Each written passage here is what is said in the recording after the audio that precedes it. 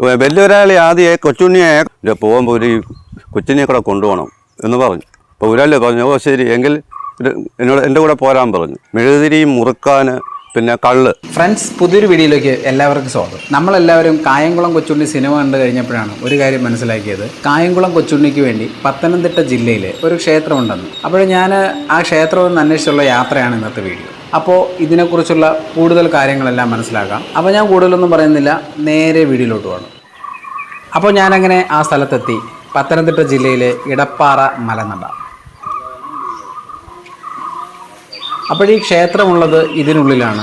ഇടപ്പാറ മലദേവർ നട എന്ന ഒരു ക്ഷേത്രത്തിനകത്താണ് കായംകുളം കൊച്ചുണ്ണിയുടെ ക്ഷേത്രം ഉള്ളത്. അപ്പോൾ ഈ ഒരു ആർച്ചിന് അകത്ത് കാണുന്ന ഈ റോഡിൽ കൂടെയാണ് നമ്മൾ അങ്ങോട്ട് പോകേണ്ടത്.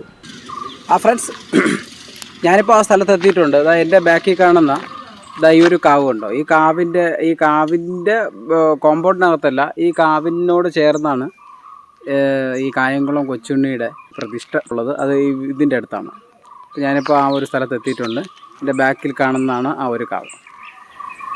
ഈ ഒരു ക്ഷേത്രം ഇരിക്കുന്ന സ്ഥലം എന്ന് പറഞ്ഞാൽ നല്ല ഭംഗിയുള്ളൊരു സ്ഥലമാണ്. നല്ല ശാന്തമായ ഒരു സ്ഥലം. ഇവിടെ അങ്ങനെ വീടുകളൊന്നുമില്ല, മുഴുവൻ പച്ചപ്പ് നിറഞ്ഞ ഒരു സ്ഥലമാണ്. പിന്നെ ക്ഷേത്രത്തിനോട് ചേർന്ന് ഒരു ചെറിയൊരു ഓഡിറ്റോറിയം ഉണ്ട്, പിന്നെ ഒരു ആൽമരമൊക്കെ ഉണ്ട്. ഈ ക്ഷേത്രത്തിൻ്റെ ഒരു ബാക്ക് സൈഡില കോമ്പൗണ്ടിൻ്റെ വെളിയിലായിട്ടാണ് ഈ കായംകുളം കൊച്ചുണ്ണിയുടെ ഈ ഒരു പ്രതിഷ്ഠ പോലൊരു സംഗതി ഉള്ളത് ഇവിടെയാണ്.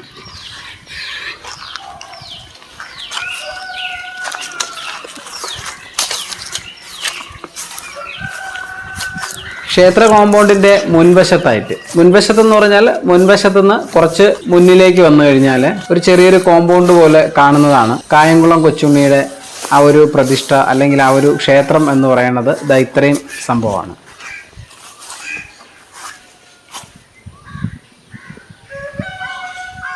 ഇതിങ്ങനെ ഒരു ചെറിയൊരു കോമ്പൗണ്ട് പോലെ കെട്ടിവെച്ചിട്ടുണ്ട്.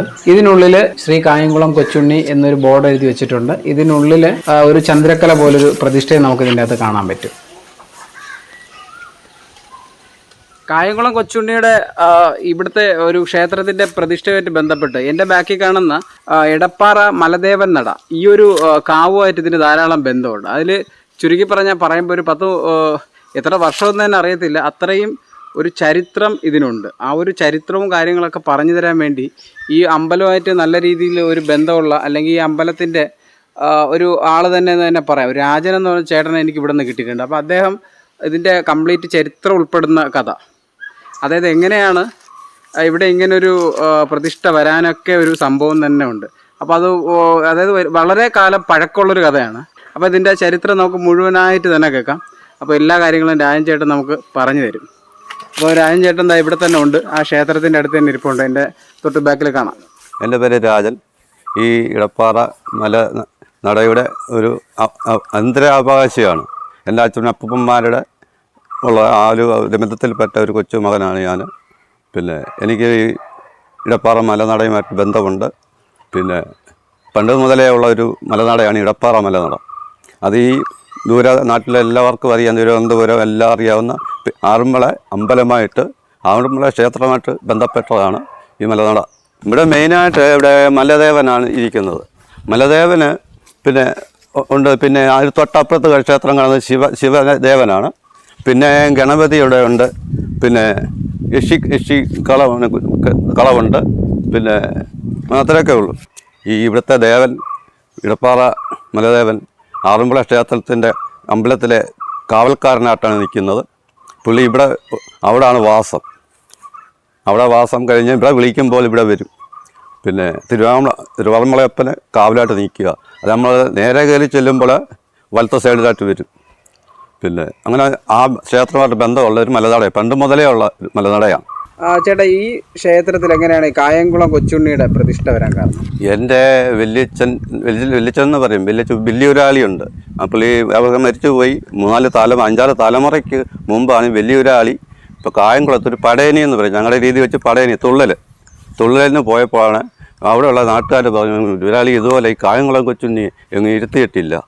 പിന്നെ അതുകൊണ്ട് ഒരാൾ ഒരു കാര്യം ചെയ്യണം, ഇവിടെ പോകുമ്പോൾ ഒരു കൊച്ചിനെ കൂടെ കൊണ്ടുപോകണം എന്ന് പറഞ്ഞു. അപ്പോൾ ഒരാൾ പറഞ്ഞു, ഓ ശരി എങ്കിൽ എന്നോട് എൻ്റെ കൂടെ പോരാൻ പറഞ്ഞു. കൊച്ചുണ്ണിയോട് പറഞ്ഞു എൻ്റെ കൂടെ പോരെ എന്ന് പറഞ്ഞപ്പോൾ ഒരാളുടെ കൂടെ കൊണ്ടുവന്ന് ഇവിടെ ഇരുത്തിയതാണ്. അന്ന് മുതലേ പ്രതിഷ്ഠ ഇവിടെ ഉള്ളതാണ്. വലിയൊരാളി ആദ്യം കൊച്ചുണ്ണിയെ കായംകുളത്തുനിന്ന് കൊണ്ടിരുത്തത് ഇവിടെയാണ്.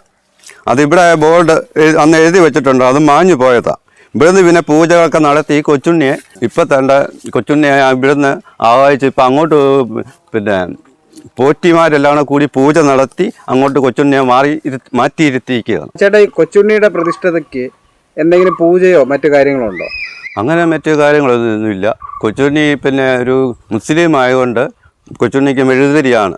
മെഴുകുതിരി മുറുക്കാൻ പിന്നെ കള്ള് വയ്ക്കും. ഇതൊക്കെയാണ്. അല്ല പ്രത്യേകിച്ച് അങ്ങനെ ഒരു മറ്റു കാര്യങ്ങളൊന്നുമില്ല. ഇത്രയൊക്കെ ഉള്ളൂ. ഉത്സവത്തിനായാലും ഇതൊക്കെ ഉള്ളൂ. പ്രത്യേകിച്ച് അങ്ങനെ പൂജകളും കാര്യങ്ങളും ഇല്ല. വരുന്നവർ വടവും കള്ളും ഇതൊക്കെ മുനുക്കാലം വെച്ച് മെഴുകുതിരിയും കത്തിച്ച് അവരുടെ സങ്കടം പറയും. അത് സാധിക്കുകയും ചെയ്യും പറയുന്നത്.